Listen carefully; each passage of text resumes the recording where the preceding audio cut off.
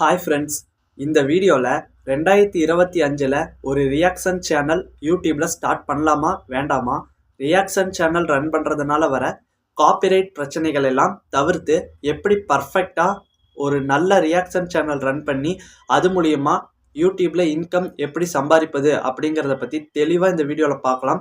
Video ரொம்ப யூஸ்ஃபுல்லாக இருக்கும், அதனால் வீடியோ ஸ்கிப் பண்ணாமல் பாருங்கள். நீங்கள் இப்போ தான் ஒரு புதுசாக ஒரு யூடியூப் சேனல் ஸ்டார்ட் பண்ணுறவங்களா இருந்தாலும் சரி, அல்லது ஒரு ரியாக்ஷன் சேனல் ரன் பண்ணலாம் அப்படிங்கிற ஐடியாவில் இருந்தாலும் சரி, இந்த வீடியோ உங்களுக்கு கண்டிப்பாக யூஸ்ஃபுல்லாக இருக்கும். ஸோ வீடியோவை ஸ்கிப் பண்ணாமல் பாருங்கள். தொடர்ந்து யூடியூப் டிப்ஸு, அஃபீஷியல் அப்டேட்ஸ் தெரிஞ்சுக்க நம்ம சேனலை சப்ஸ்கிரைப் பண்ணி கூடவே வர பெல் ஐக்கானை கிளிக் பண்ணி ஆளுங்கிறத செட் பண்ணிக்கோங்க. அப்போ தான் உங்களுக்கு உடனுக்குடன் நோட்டிஃபிகேஷன் வரும். ஸோ வாங்க இப்போ வீடியோக்குள்ளே போகலாம். அதாவது இருக்கறதுலே ரொம்ப ரிஸ்கான கண்டென்ட்னா அது ரியாக்ஷன் சேனல் தான். அதிகமாக copyright claim, strike, reused content இதையெல்லாம் தாண்டி மானிட்டைஸே ஆகியிருந்தாலும் monetization disable and green dollar இல்லாமல் எல்லோ டாலர் இந்த மாதிரியான சில அதிகமான பிரச்சனைகள் சந்திக்கக்கூடிய ஒரு கண்டென்ட்னா அது ரியாக்ஷன் சேனல் மட்டும்தாங்க. வேறு எந்த கேட்டகரிக்குமே இவ்வளோ ப்ராப்ளம்ஸ் வராது. இருந்தாலும் எனக்கு ரியாக்ஷன் சேனல் பண்ண தான் பிடிச்சிருக்கு, நான் ரியாக்ஷன் சேனல் ரன் பண்ணணும், அதுவும் எந்த ஒரு பிரச்சனையும் இல்லாமல் ரன் பண்ணணும் அப்படின்னு நினச்சிங்கன்னா இப்போ நான் சொல்லக்கூடிய ஒரு சில சின்ன சின்ன டிப்ஸு தான். அதை நீங்கள் ஃபாலோ பண்ணுறது மூலியமாகவே 100க்கு ஒரு 80-90% இந்த காப்பிரைட் பிரச்சனைகளை எல்லாம் தவிர்த்தரலாம். ஸோ அது என்னென்னங்கிறத இப்போ ஒவ்வொன்றா பார்க்கலாம். ஃபஸ்ட்டு நீங்கள் அந்த ரியாக்ஷனுக்கு எடுக்கிற அந்த வீடியோஸ் எந்த இடத்துலேருந்து எடுக்கிறீங்கிறது ரொம்ப முக்கியம். ஏன்னா எல்லா சோசியல் மீடியாவிலேருந்து எடுக்கலாம், ஆனால் இந்த 2 கேட்டகரியில் இருக்கிறவங்க கிட்ட இருந்து மட்டும் எடுக்கக்கூடாது. அது என்னன்னா, ஒன்று பெரிய பெரிய கார்ப்பரேட் கம்பெனிகள், 2வது மில்லியன் கணக்கில் சப்ஸ்கிரைபர்ஸ் வச்சுருக்கிற அல்லது ஃபாலோவர்ஸ் வச்சுருக்கிற கண்டென்ட் கிரியேட்டர்ஸ். இவங்க கிட்ட இருந்து தான், அதாவது இவங்களுடைய வீடியோஸ் தான் எல்லா சோசியல் மீடியாலையும் 100க்கு 90% இருக்குது.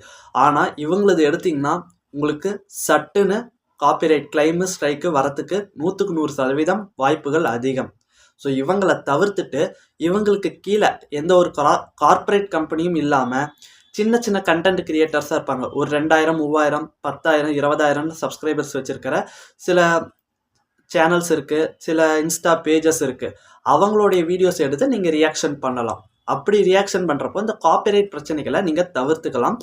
என்னதான் நீங்கள் அவங்களுடைய வீடியோஸ் எடுத்து பண்ணாலும் சும்மா அந்த வீடியோவுக்கு சிரிச்சுக்கிட்டு கமெண்ட் போட்டுக்கிட்டு அந்த மாதிரி மட்டும் ரியாக்ஷன் பண்ணக்கூடாது. எக்ஸ்ட்ரா உங்களுடைய ஓன் வாய்ஸு, ஓன் ஃபேஸில் நீங்கள் நீங்களும் ஃபன்னாக ஏதாவது கமெண்ட் பண்ணணும். அப்போ தான் ரியாக்ஷன் சேனலுக்கு எந்த ஒரு பிரச்சனையும் வராது.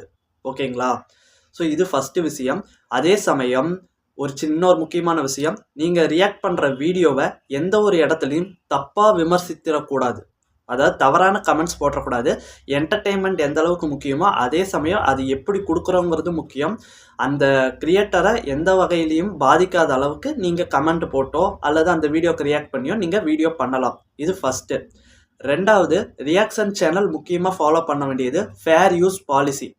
பொதுவாக எல்லா யூடியூபர்ஸும் இதை ஃபாலோ பண்ணணும், ஆனால் ரியாக்ஷன் சேனல் ரன் பண்ணுறவங்க கண்டிப்பாக ஃபாலோ பண்ணணும்.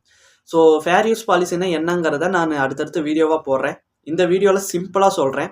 ஒரு எஜுகேஷன் பர்பஸ்க்கோசரமோ அல்லது உங்கள் வீடியோவுக்கு கண்டிப்பான முறையில் தேவைங்கிற பட்சத்தில் ஒரு குறிப்பிட்ட செகண்ட்ஸ் மட்டும் எடுத்து யூஸ் பண்ணுறதுக்கு பேர் தான் ஃபேர் யூஸ் பாலிசி. இது இத்தனை செகண்ட் தான் யூஸ் பண்ணணுங்கிற ஒரு கணக்கு இருக்குது. ஸோ அப்படி நீங்கள் எடுத்து யூஸ் பண்ணலாம்.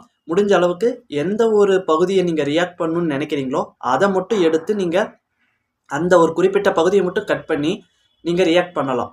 முடிஞ்ச அளவுக்கு சின்ன சின்ன வீடியோஸ் எடுத்து ரியாக்ட் பண்ணுங்கள். பெரிய பெரிய சினிமா அண்ட் பெரிய வீடியோஸ் எல்லாம் எடுத்து ரியாக்ட் பண்ணாதீங்க. சின்ன சின்ன ஷார்ட்ஸு, ரீல்ஸை மட்டுமே எடுத்து அதிகமாக ரியாக்ட் பண்ண பாருங்கள். ஸோ இது மூலியமாகவும் இந்த ஃபேர் யூஸ் பாலிசிக்கு கீழே வரப்போ யூடியூப் அதிகமாக எந்த ஒரு ரீயூஸ்டு கண்டென்ட் ப்ராப்ளம்ஸ் எல்லாம் எதுவும் கொடுக்காது, காப்பிரைட் கிளைம் ஸ்ட்ரைக்கும் வராது. இது 2வது விஷயம். 3வது, உங்களுடைய யூடியூப் வீடியோவுக்கு நீங்கள் கொடுக்குற அந்த தம்ப்நெயில் ஆகட்டும், டைட்டில் ஆகட்டும், டிஸ்கிரிப்ஷன், ஹேஷ்டேகு, டேகு எல்லாத்துலேயுமே ரியாக்ஷன் அப்படிங்கிற அந்த வார்த்தையை மென்ஷன் பண்ணுங்கள்.